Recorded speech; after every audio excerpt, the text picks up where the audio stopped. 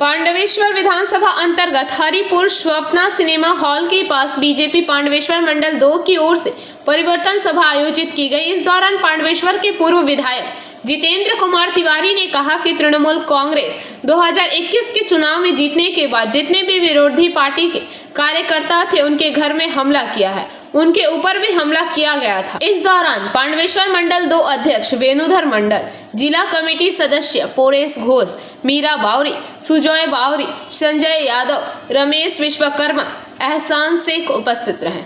पिता बा मातार बा स्वामीर नाम, आपनार ठिकाना, आपनार बयस, আপনি শিক্ষাগত যোগ্যতা এবং মোবাইল নাম্বার পরে এই কাগজটি জমা দিয়ে দেবেন। শিক্ষাগত যোগ্যতা এই কারণে যে চাকরি চরিত্র তো একই হবে না। যারা মাধ্যমিক পাস তারা অন্য ধরনের কাজ পাবে, যারা গ্রাজুয়েট তারা অন্য ধরনের কাজ পাবে, যারা 4 পাস করেছে তাকে গত রেখে একটু রোজগার করতে হবে। তো যার যেরকম যোগ্যতা সেরকম কর্মসংস্থানের ব্যবস্থা ভারতীয় জনতা পার্টি করবে। ঠিক রক্ত ঝরিয়েছিল আমাদের অনেক জায়গায় পার্টি অফিস জেসিবি লাগিয়ে পুলিশের সামনে দিনে ভেঙে দিয়েছিল। প্রচুর ছেলে প্যাচে কাজ করতো, তাদের ঘর ছাড়া হতে হতো, অন্যান্য রাজ্যে তারা চলে গেছে। আমরা বলছি যে ভোটে জেতার পর কিভাবে গণতন্ত্র প্রতিষ্ঠা করতে হয় সেটা বিজেপি দেখাবে।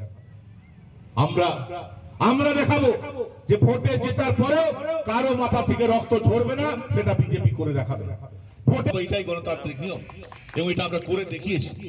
দিল্লিতে আমরা জিতেছি, বলুন তো একটা লোক দেখাতে পারবেন যে আম আদমি পার্টির কারো ঘর ভাঙা হয়েছে, কারো রক্ত ঝরেছে? হরিয়ানাতে আমরা জিতেছি, মধ্যপ্রদেশে আমরা জিতেছি, ইউপিতে আমরা জিতেছি, এই কয়েকদিন আগে তো বিহারে আমরা জিতেছি, উড়িষ্যাতে জিতেছি। একটাতে বলুন তো কোথাও যে বিজেপি জিতেছে আর বিরোধী কোন রাজনৈতিক দলের ঘর ভেঙেছে, কারো মাথা ফাটিয়ে দিয়েছে, রক্ত ঝরিয়েছে?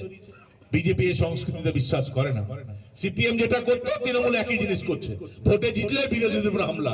এটা কিন্তু তৃণমূল কংগ্রেসকে আমরা শিক্ষা দেব এবং আগামী দিনে 2026 নির্বাচনের পর ফলাফলের পর কোন বিরোধী রাজনৈতিক দলের উপর কোনো হামলা হবে না, এই গ্যারান্টি আজ আমরা দিচ্ছি। पांडवेश्वर से मंथन पासवान की रिपोर्ट, पीवीटीवी न्यूज।